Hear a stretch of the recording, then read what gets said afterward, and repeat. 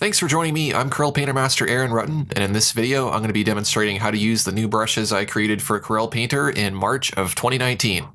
You can download these brushes now at aaronrutten.com. These new brushes can be found in the texture palette. There is rendering brush, grainy rendering, and add texture. And then in the effects palette, there is iridescence for a total of 4 new brushes. I've also created a couple of new patterns here, and we'll take a look at how we can use these with the new brushes. So I'm going to start by selecting the rendering brush in the texture category. And I'm going to select this pattern here called acrylic pour. You can also choose a pattern from up here in the properties bar.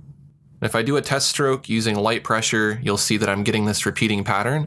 And if I use heavier pressure, then that stroke is going to get wider. If I use a smaller brush, then you don't see quite as much of that pattern. It's not until you start to make the brush bigger. Now, if you want some control over that pattern, you can go to Window, Media Library Panels, and then Patterns.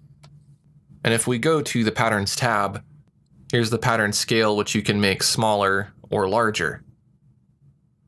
Now, basically, when you make it larger, that means that you're going to get more detail with a bigger brush. So if I make my brush really big, you'll see I'm getting all this nice swirling detail. If I make my pattern smaller, and I paint with that same brush, then it's a little bit more blurry. So the higher you increase this, the higher the resolution you're going to get when you're painting with this pattern.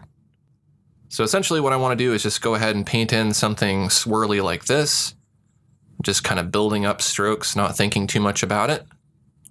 Then if I want, I can make a smaller brush and I can go in here and make some finer patterns, make my brush a bit bigger.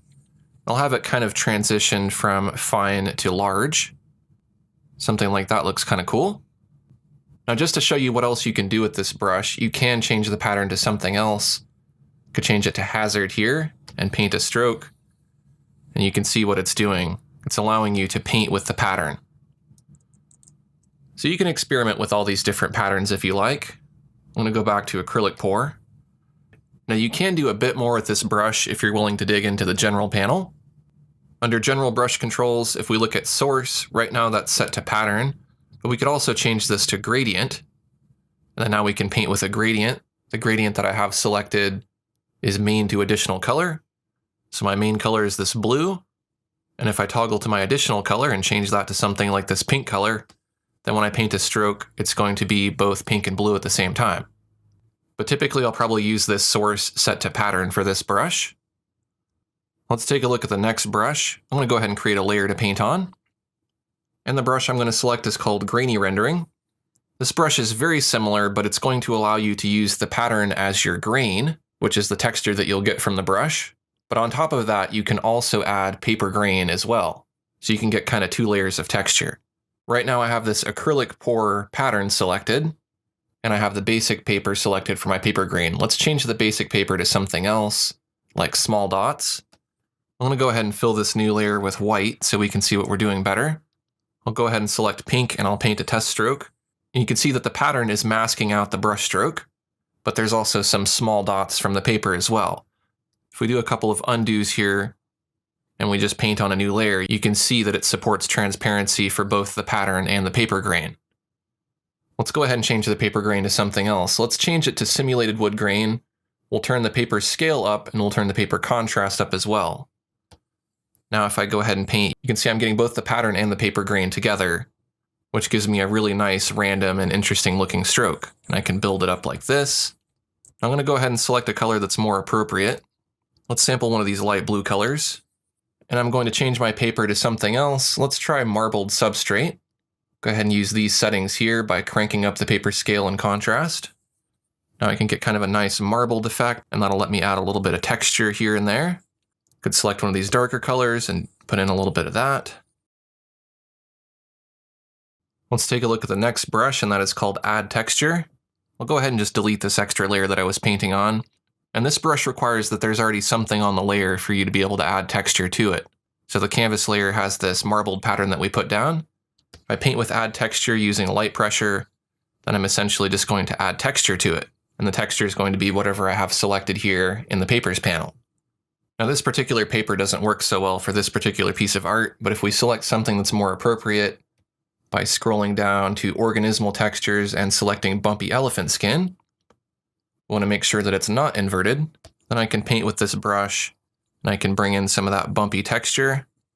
Or rather than painting on this layer here, I can go ahead and create a new layer. I can select a number 5 neutral gray. I'll go ahead and just fill that new layer with that gray. We'll set the composite method to overlay. And now if I paint with this brush, that texture is going to go onto an overlay layer. So it'll kind of go on top of everything. And of course I can reduce the opacity.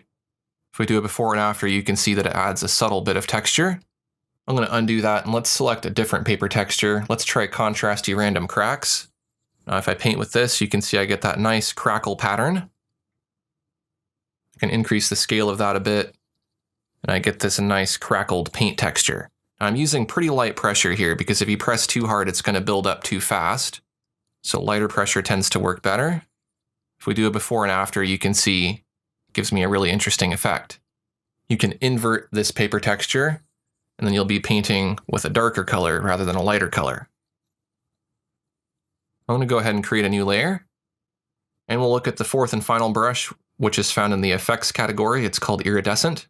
I'm going to go ahead and just select a very bright saturated color. It doesn't matter what color I choose because this is just going to give me a rainbow pattern. And if I paint with this brush, kind of zigzag back and forth, I can create this really nice iridescent effect. So I could cover the whole piece, or I could just paint in certain areas that I want to be kind of iridescent. This is a particle brush and it's spitting out a lot of paint at once, so it is a little bit slow. You might find that it's a bit laggy, so just try to be patient with it and do just a little bit at a time. Let's say we want to put in some iridescent paint like that. We could either reduce the opacity of that layer to try to blend it in, or we could play with the different composite methods. I could try overlay, and that might blend it in better, or possibly hard light, or maybe even screen, depending on what you're painting on. So I know I just made a big mess, but that should give you an idea of what you can do with these 4 new brushes. You can download these brushes now at aaronrutten.com. I'll put a link in the video description. Thanks for watching, and I'll see you next time.